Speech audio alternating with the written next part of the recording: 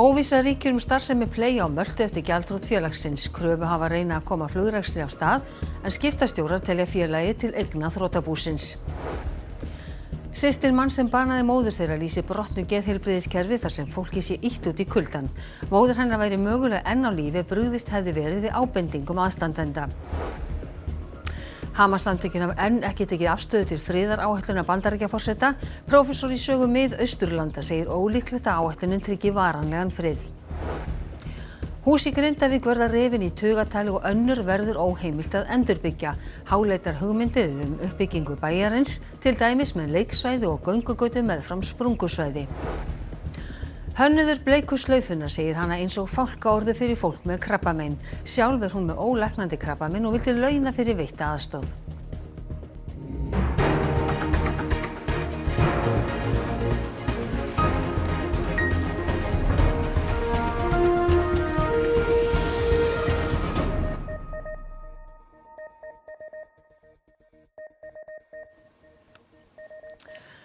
Komið sæl. Óvíst hvað verður starfsemi dótturfélags Play á Möltu. Skiptastjórar líta svo á að félagið heyri undir búið en kröfuhafar Play vinna að því að tryggja félaginu flugvélar til að koma rekstri aftur af stað. Skiptastjórar hins fallna flugfélags, lögmennirnir Arnar Þór Stefánsson og Unnur Lilja Hermannsdóttir, tóku til starfa í gær og hafa þau þegar rætt við stjórnendur Play. Fyrsta verk þeirra verður að kortleggja eignir félagsins. Þar á meðal dótturfélagið Flyplay Europe á Möltu. Þangað sem til stóð að færa alla starfsemi Play undir þarlent flugrekstrarleyfi áður en móðurfélagið fór í þrot. Þar flækist málið. Play gaf út skuldabréf fyrir andvirði 2,8 milljarða króna í ágúst og átti það að tryggja rekstur félagsins út árið. Play setti meðal annars að veði félög sín á Möltu og í Litáen og þegar til vanefnda kom gengu handhafar skuldabréfana að veðunum. Þeir telja sig því fara með yfirráð í maltneska félaginu og vinna að því að tryggja sér áframhaldandi leigu á flugvélunum sem fluttar voru til Toulouse í Frakklandi á mánudaginn í þeim tilgangi að nota þær í verkefni undir maltneska flugrekstrarleyfinu. Við gjaldþrot móðurfélagsins leystu leigusalar flugvélana þær til sín. Skiptastjórar búsins segja hins vegar í samtali við fréttastofu að Flyplay Europe sé ein af eignum búsins og verið sé að skoða veðsetningu félagsins. Á meðan starfar vel á annan tug starfsmanna fyrir Flyplay Europe á Möltu og bíða átekta. En eins og þá Flyplay Europe flugfélag án flugvéla. Fyrsti kröfuhafafundurinn verður á mánudaginn en ljóst að þá eftir að taka mörg ár að gera upp þrotabúið. Til samanburðar slitum á þrotabúi WOW enn ólokið.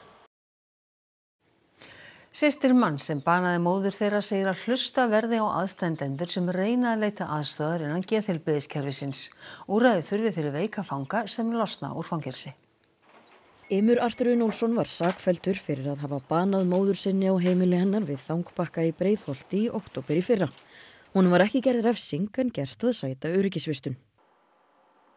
Maður vill stundum bara svona fá að hugsa að þau hefðu aldrei átt að fara saman.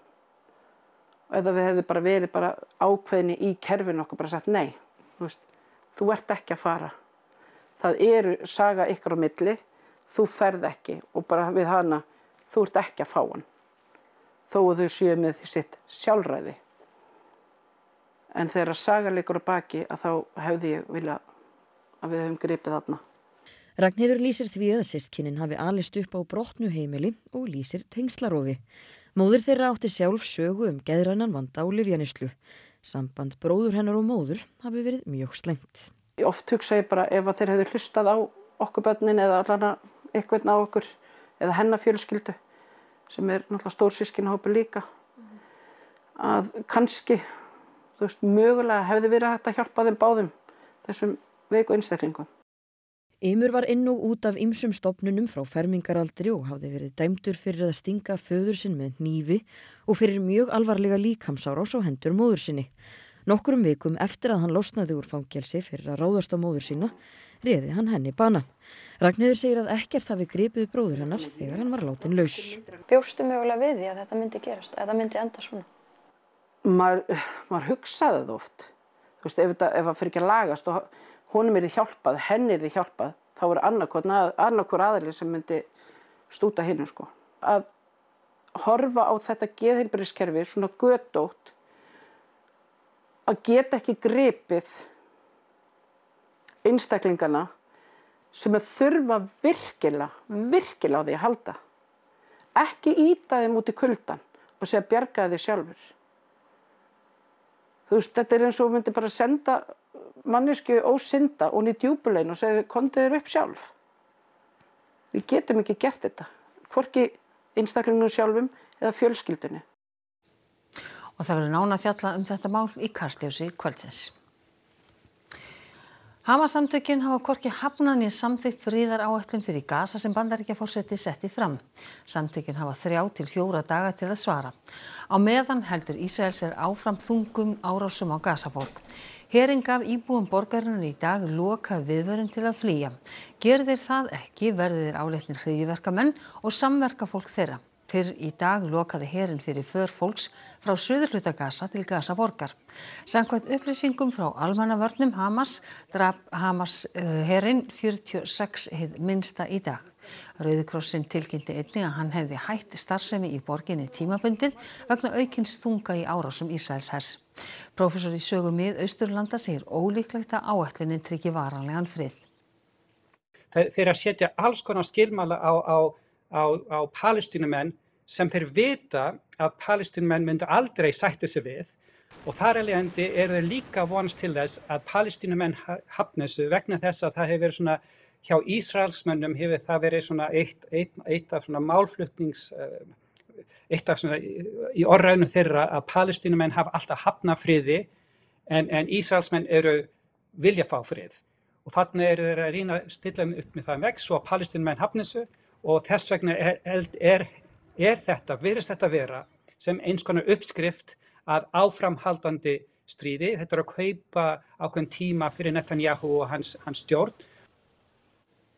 Magnea Marinósdóttir, alþjóðastjórnmálafræðingur. Tekur þú undir þessi orð Magnúsar?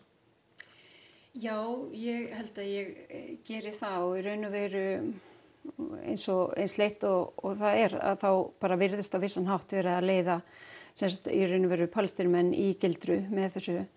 En ég vil kannski taka fram að þessi áætlun, hún í raun og veru á rætur sína að rekja til tilraunar Trumps til að koma á friði. En sannsagt algjörlega óháð samt sem áður hagsmunum og því óskum Palestínumanna. Og þetta byrja með friðarplani sem hann setur fram 2020. Þá mætir Benjamin Netanyahu í Hvíta húsið og ekki Palestínumenn og út af því að þeir voru í raun og veru á mótmæleysu og þá birtir hann þessa 180 síðna plan og hann síðan í raun og veru fyrir að semja við önnur Araparíki með eðlileg samskipti við Ísrael þar sem að jaðarsettur algjörlega lausn á Palestínumálinu.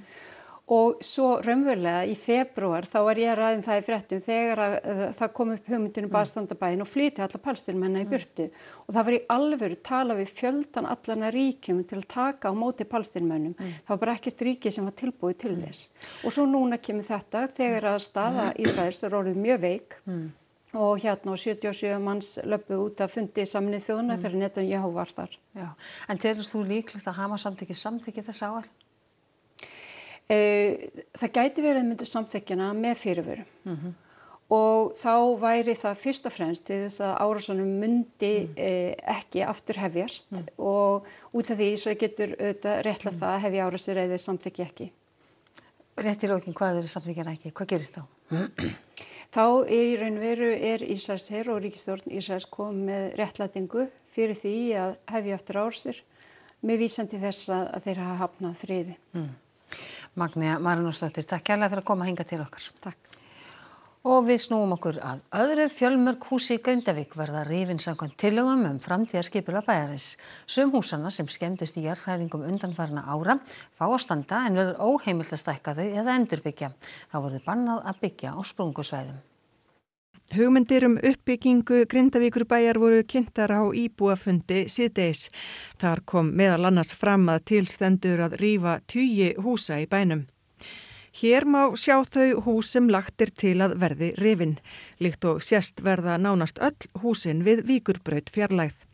Önnur hús fá að standa en sum má ekki endurbyggja eða stækka. Þau sjást hér merkt með gulu.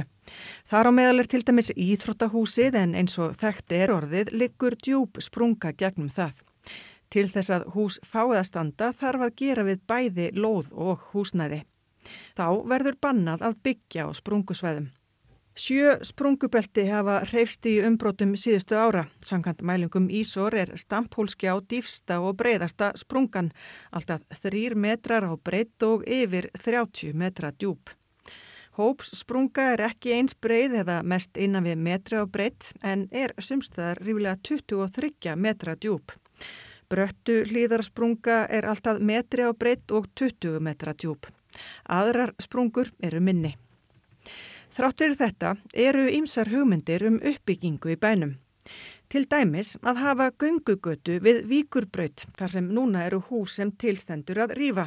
Við íþróttahúsið yrði nýtt upplýsingasvæði með ýmsum fróðleikum eldsumbrotin og nýtt leiksvæði sem væri samsíða sprungunni sem liggur í gegnum íþróttasalinn. Þá hugmyndur nýjan miðbæjarkjarna við Hafnargötu og tilstendur að gera upp leiksvæðið við grunnskóla Grindavíkur. Já, þetta var meðal þess sem var kynnt á fjölmennum íbúafundi fyrr í dag í Grindavíkurbæ og hér hjá mér Ásrún Helga Kristinsdóttir, forseti bæjarstjórnar Grindavíkur. Þessi áform, hvenær munum við fara að sjá þetta verða að veruleika? Já, okkur finnst bara mikilvægt að hafa skýra framtíðarsýn og við vorum einmitt að kynna hér bara íbúum þessa sýn okkar og við leggjum áherslu á svona virkt samráð íbúa.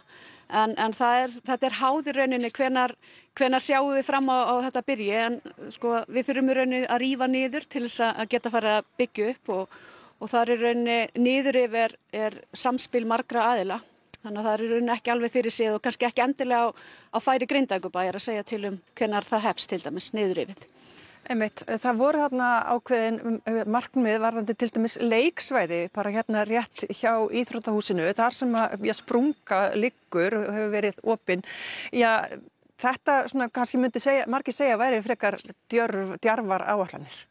Já, það geti alveg hugsast að margir telja það en við erum að vinna með bara færustu sérfræðingum landsins og við værum ekki að fara í þessar framkvæmdir ef að þetta væri ekki öruggt. Og verkfæran rauninni bara sýnir okkur það og framkvæmdir og viðgerðir hér innanbæjar hafa haldið vel. Einmitt, þannig að þið ætlið bara að ráðast í þessar framkvæmdir eða hvað? Já, svona smátt og smátt en það er mikilvægt að hafa skýra framtíðarsýn og þetta ekki að fara að gerast bara núna á næstunni en það er mikilvægt að við bara séum með skýra stefnu. Einmitt. Takk fyrir þetta Ásrún Helga Kristinsdóttir og við kveðum hérna frá Grindavíkurbæ. Takk fyrir það Alma Ómarsdóttir og við snúum okkur að pólitíkinni. Fylgi Framsóknarflokks og Miðflokks eykst lítillega í nýjum þjóðarpúlsi Gallup sem birtur í dag. Samfylkingin stærsti flokkur landsins en Vinstri græn, Píratar og Sósíalistaflokkurinn næðu ekki manni á þing. Samfylkingin sem fyrr stærsti flokkurinn og mælist nú með 34% fylgi. Sjálfstæðisflokkurinn næstur með rúm 19% og Viðreisn svo með tæp 13%. Miðflokkurinn bætir við sig prósentustíu með 12% fylgi, flokkur fólksins lækkar lítilega og mælist með 7% og Framsóknarflokkurinn bætir við sig rúmu prósentustíu og mælist með 6% fylgi. Stöðningu við ríkisstjórnina minnkar lítilega og 62%. Ef þetta yrðu niðurstöður kosninga myndu þingmenn flokkana skiptast þannig. Framsóknarflokkurinn fengi 4 þingmenn en fékk 5 í kosningum fyrir tæpu ári. Viðreisn fengi 9 þingmenn en fékk 11 síðast, Sjálfstæðisflokkurinn fengi 14 sem það sama á í síðustu kosningum og flokkur fólksins fengi 4 þingmenn en fékk 10 síðast. Miðflokkurinn fengi 8 þingmenn, jafn marga og síðast, en Samfylkingin fengi 24 þingmenn, hún fékk 15 þingmenn í síðustu kosningum. Píratar, Vinstri græn og Sósíalistaflokkurinn næðu ekki manni á þing. Eiríkur Bergmann, prófessor í stjórnmálafræði, velkomin til okkar. Hvað lestu í þennan nýjasta þjóðarpúls? Já, það allt með kýrum kjörum á vígstöðunum, ef svo má segja. Þetta svona sem mikil stöðuleiki, svo mynd sem að hefur verið að þróast. Það voru náttúrulega miklar svona umbreytingar og bara jarðhræringar í íslensku stjórnmálum undanfarin ár, en þetta hefur verið að setja svona að undanförnum og við sjáum það að myndin nokkuð skýr. Nú hækkar Framsóknarflokkurinn lítilega í þessari könnun og núna síðar í þessu mánuði að það ætlar að taka ákvörðun það hvort þið flýta flokksþinginu sínu, ritarinn ætlar að hætta. Hvað þýðir þetta fyrir stjórn og forystu flokksins? Já, sko, Framsóknarflokkurinn galtu þetta bara algjört afhrótt í seinustu kosningum og þetta svona flokkur sem að leita að einhvers konar viðspyrnu og þó hann fari ögn upp núna þá þetta náttúrulega gríðarlega lágt fylgi. Hann álíka við það að etja að sko klofningsflokkur út úr Framsóknarflokknum, Miðflokkurinn, tvöfalt stærri heldur en Framsóknarflokkurinn Margt af forystu fólki flokksins sko datt út af þingi í seinustu kosningum og til dæmis sko Lilja Alfreðsdóttir svona að máta sig við hugsanlegt formannsframboð þannig að þetta svona sko það myndi engin stjórnmálamaður tala með þessum hætti sem ekki alvarlega íhugaða en síðan spurningin sko hvernig að hvaða niðurstöðu hún reiknar sig kannski ekki alveg ljóst. En áfram það Vinstri grænir, Píratar og Sósíalistaflokkurinn sem ná ekki á þing. Já, það náttúrulega gerði seinast að það var gríðarlegt sko magn atkvæða sem féll dautt niður sem var veitt þessum þremur flokkum og samanlagt var þetta umtalsvert fylgi. Já. Og sem sagt, þetta náttúrulega bara í fyrsta sinn, svona samtíma stjórnmálum þar sem að sko flokkur vinstra megin við kratana ekki inn á þingi og það náttúrulega bara mikil deiglavæntanlega í umræðu það sko hvað hægt að gera þarna, verður til einhver nýr vinstri flokkur en enginn þeirra nær inn undir sömu merkjum og þeir buðu fram seinast, samkvæmt þessari könnun. Kemur kannski í ljós hérna, Eiríkur Bergmann, takk fyrir að koma hingað til okkar. Háskólarnir á Bifröst og Akureyri verða ekki sameinaðir í bráð. Háskólinn á Akureyri sleit í dag sameiningaviðræðum sem hafa staðið yfir í 2 ár. Við sáum bara ekki fram á það að geta sameinað þessi 2 ólíku rekstrarform. Með ólíku rekstrarformi vísar rektor á Akureyri til þess að Háskólinn á Bifröst sé sjálfseignarstofnun og illa hafi gengið að fella það að rekstri opinbers háskóla. Rektor á Bifröst segir sinn skóla standa styrkum fótum án sameiningar. Báðir háskólarnir, við vorum að framfylgja stefnu stjórnvalda sem var að fækka ríkisstofnunum og við athugum hvað geti gengið og nú gerum við bara eitthvað annað meira spennandi. Það vonbrigði að þetta gekk ekki? Þegar trúlofunni slitið, þá það ekki vonbrigði vegna þess að þú vilt bara giftast þeim sem vitlausir, ekki satt. Viljayfirlýsing sameininguna var undirrituð í október 2023 og var þá talið að hún myndi efla báðar stofnanir sem leggja áherslu á fjarnám og að ná til fólks allt land. Gagnrýnisraddir hafa heyrst beggja vegna borðsins en fyrir norðan hefur umtalið verið heldur neikvætt undanfarið. Margrét segir það eflaust hafa haft áhrif á viðræðurnar. Ég efa það ekki, þó það sé ekki opinber skýring, eins og það eiga allir í fullu fangi bara með sínar útýttir tröppur, en þessar umræður hafa verið undir miklum innri og ytri þrýstingi alveg frá því fýsileikaskýrslan kom út. Áslaug segir þau taka tillit til gagnrýni en ákvörðunin hafi verið málefnaleg. Það var semst eingöngu háskólaráð sem komst þessi niðurstöðu og það var engin utan að komandi þrýstingu til að mynda frá ráðherra eða eitthvað svoleiðis? Nei, ekkert svoleiðis. Fjárhagsstaða innflytjenda verri en Íslendinga og tekjur þeirra lægri. Þrátt fyrir að hærra hlutfall innflytjenda sé með háskólamenntun og atvinnuþátttaka þeirra meiri. Þetta kemur fram í nýrri skýrslu Vörðu rannsóknarstofnunar vinnumarkaðarins sem kannar lífsskilyrði félagsmanna ASÍ og BSRB árlega. Þar segir að gjá einkenni stöðu launafólks á landinu. Fjárhagsstaða innflytjenda mælist alltaf verri heldur en innfæddra. Það hærra hlutfall sem upp með og endum saman, geta ekki mætt óvæntum 100.000 króna útgjöldum og búa við svona skilgreindan efnis- og félagslegan skort. Forseti ASÍ segir að tryggja þurfi að menntun innflytjenda sé metin að fullu og að auka þurfi upplýsingaflæði til þeirra, til dæmis húsnæðis- og barnabótakerfið.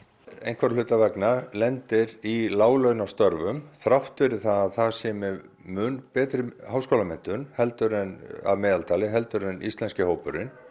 Þannig að við verðum náttúrulega að fara að horfa til þess auðs sem að þetta fólk býr yfir. Meirihluti íslenska launafólks býr í eigin húsnæði að því að framkemur í könnun Vörðu, en staða innflytjenda verri. Aðeins fjórðungur þeirra býr í eigin húsnæði. Tæplega 6 af hverjum 10 eru í leiguhúsnæði, á almennum markaði, hjá atvinnurekanda eða óhagnaðardrifnum leigusamtökum. Kristín Heba segir mikilvægt að skoða áhrif þessa á börn innflytjenda. Og við sjáum að það hærra hlutfall innflytjendum sem hafa ekki efni á þessum svona grunnþáttum fyrir börnin sín. Þannig að það auðvitað mikilvægt að við veltum fyrir okkur að við erum bæði að sjá að það ákveðnir hópur í okkar samfélagi í verri stöðu og svo hvaða afleiðingar það mun hafa á komandi kynslóðir sem kannski alls þá ekki uppi sömu lífskjör og við kannski myndum vilja sjá í okkar samfélagi. 3 af hverjum 10 búa við slæma andlega líðan en andleg heilsa er misjöfn milli hópa. Tæplega 40% innflytjenda segja í könnuninni að þeim líði illa samanborið við 26% Íslendinga. Könnunin sýnir líka að slæm andleg líðan er algengari meðal fólks á tekjulágum heimilum. Þetta er ótrúlega skýrt munstur sem við sjáum þarna og auðvitað vitum við að það er mjög íþyggjandi að búa við fjárhagsáhyggjur og geta ekki brugðist og óvæntum útgjöldum og allt það. Það er auðvitað kvíða og streituvaldandi. Þau eru náttúrulega með fjárhagsáhyggjur og það þarf líka að taka á því annars vegar í kjarasamningum og hins vegar í bótakerfinu vegna þess að við ætlum að vera með tekjujöfnunar kerfi í skattkerfinu og það þarf bara að taka fastar á því og meðal annars núverandi ríkisstjórn að barnabætur og húsnæðisbætur og annað að það heldur ekki verðgildi sínu í fjárlagafrumvarpinu eins og það er stillt upp í dag. Fjölda ríkisstofnana í Bandaríkjunum hefur verið lokað í fyrsta skipti í nær 7 ár og þúsundir alríkisstarfsmanna fá ekki greidd laun. Ekki tókst að samþykkja bráðabirgðafjárlög á Bandaríkjaþingi. Tilgangurinn með samþykkt bráðabirgðafjárlaga er að tryggja ríkissjóði nægilegt fjármagn svo ekki þurfi að loka fjölmörgum opinberum stofnunum. Fjárhagsárinu lauk í gær og lokunin tók gildi á miðnætti þar sem repúblíkanar náðu ekki að tryggja stuðning 7 öldungadeildarþingmanna Demókrataflokksins. 60 þingmenn af 100 þarf til samþykkis. Lokanirnar taka til allra ríkisstofnana utan þeirra sem brýnustu hlutverkum gegna. Þetta er í fyrsta skipti síðan í byrjun árs 2019 sem ekki tekst að samþykkja fjárlögin. Ásakanir ganga á víxl milli repúblíkana og demókrata hverjum sé að kenna. Chuck Schumer, at the behest of a bunch of liberal, far-left activist groups, has walked his Democrat colleagues into a boxed canyon. There's no way out, folks. There's no way out. This could have been avoided. It's totally unavoidable. And everybody's now asking the question, how does this end? Well, it ends when the Senate Democrats pick this bill up, passed by the House of Representatives, and vote for it. Republicans failed to fix the healthcare crisis that they've created. This is a sad, serious, and somber moment for the country. Americans are already facing a dual affordability and healthcare crisis thanks to Donald Trump's tariffs and Republicans' big ugly law. And now, because Republicans refuse to come to the table and negotiate with Democrats, Americans can suffer even more. Hugmyndin að bleiku slaufunni í ár kom frá hönnuðurinn sem segir slaufuna senda skýr skilaboð til fólks með krabbamein. Í 26 ár hefur bleika slaufan verið stærsta fjáröflunarleið Krabbameinsfélagsins. Á hverju ári lítur ný slaufa dagsins ljós og í gær hófst sala á slaufu ársins sem er nokkuð óvenjuleg. Hún er rósetta, næld í hjartastað, tilhengaður öllum þeim hetjum sem lifa með ólæknandi krabbamein. Við erum kannski vanar að sjá rósettu sem einhvers konar verðlaunapenning. Þaðan kemur svolítið hugmyndin. Ég er bæði að verðlauna þær konur bara fyrir að vera algjörar hetjur sem lifa með ólæknandi krabbamein en líka Krabbameinsfélagið sjálft. Og ég sé þetta svolítið fyrir mig svona eins og pínu litla útgáfa af fálkaorðinni. Thelma segist með þessu hafa viljað launa Krabbameinsfélaginu fyrir þá aðstoð sem hún og fjölskylda hennar hafa notið. Ég greindist með krabbamein fyrir rúmlega ári síðan, brjóstakrabbamein með meinvörp í beinum og lifi því með ólæknandi krabbameini. Á þeim rúma aldarfjórðungi sem liðin frá fyrstu bleiku slaufunni hafa orðið mikla framfarir í krabbameinsmeðferð og umræðan hefur breyst mikið. Áður fyrir var það kannski þannig að við vorum fyrst og fremst að tala krabbamein og reynslu fólks með krabbamein akkurat í átaksmánuðum Krabbameinsfélagsins. Núna er það bara, getum við sagt nokkuð, opin umræða, alltaf. Thelma hefur starfað sem hönnuður í 20 ár og lærði margs konar handbragð af móðuramussinni Brynhildi Friðriksdóttur sem lést í fyrra og þaðan kemur líka hugmyndin að slaufunni. Og líka, þetta er samstarfsverkefni milli mín og ömmu. Amma mín féll frá stutt eftir að ég greindist og ég erfði svo mikið af dóti frá henni. Og þegar ég fékk þetta verkefni þá ákvað ég að koma hérna á vinnustofuna og skoðaði kistuna mínar og kíkti í kistuna hennar ömmu og þar lá ein slaufa sem að amma var greinilega búin að gera og ekki segja neinum frá. Svona bara eins og pínulítil skilaboð til mín. Hönnunarferli tók á sig ýmsar myndir. Hérna var ég búin að líma og teikna og klippa út. Hérna var ég að skoða allt litavalið. Þannig að þetta svona, já, þetta alls konar ferli sem endar í þessari fallegu slaufu í ár. Hönnuðurinn segir að bleika slaufan sendi skýr skilaboð til fólks með krabbamein og ekki síst þeirra sem eru með ólæknandi sjúkdóm. Þið eru ekki einar, eða þið eru ekki ein. Og þá að veðri. Það suðvestan átt í kortanum fyrir morgundaginn með skúraveðri sunnan og vestanlands en annars staðar á landinu verður morgundagurinn sólríkur að mestu leyti og hitaþulur gætu náð 15 stigum á norðausturhorni landsins. En það verður nánar fjallað veðrið að loknum íþróttafréttum. Breiðablik hefur nú í tvígang koksað þegar tækifæri hafa gefist til að tryggja sér Íslandsmeistaratitil kvenna í fótbolta. Blikar fá þó 3 tækifæri til viðbótar. Arnar Gunnlaugsson, landsliðsþjálfari íslenska karlalandsliðsins í fótbolta, vonar að þorri landsmanna sé aftur orðinn spenntur fyrir landsliðinu. Og þó svo að enn séu 3 umferðir eftir að bestu deildunum í fótbolta berast fregnir þjálfarabreytingar nær daglega, þetta og fleira, í íþróttum hér eftir fréttir. Og þá ætlum við að rifja upp helstu atriði fréttatímans. Óvissa ríkir starfsemi Play á Möltu eftir gjaldþrot félagsins. Kröfuhafar reyna að koma flugrekstri af stað en skiptastjórar telja félagið til eigna þrotabúsins. Systir mann sem banaði móður þeirra lýsir brotnu geðheilbrigðiskerfi þar sem fólki sé ýtt út í kuldann.